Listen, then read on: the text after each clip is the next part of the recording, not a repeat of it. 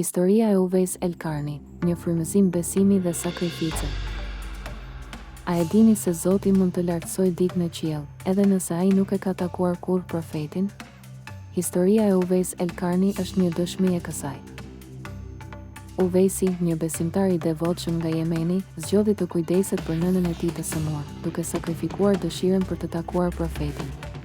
Ky akt i dashurisë dhe përkushtimit e bëri atë të veçantë në sytë e Zotit.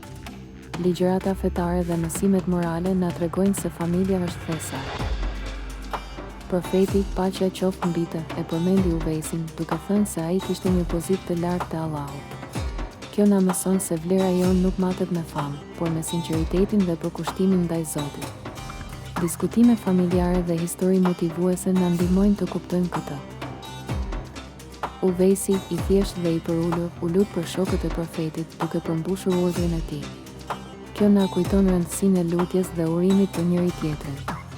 Besimtarët, të rinj, prindërit dhe familjet duhet të mbështeten në lutje. Le të marrim shembull nga Uwejsi, duke u përkushtuar ndaj familjes, duke qenë të sinqertë dhe duke u lutur për njëri tjetrin. Ndani këtë histori me të tjerët dhe inkurajoni ata të jetojnë një jetë të devotshme dhe të dashur.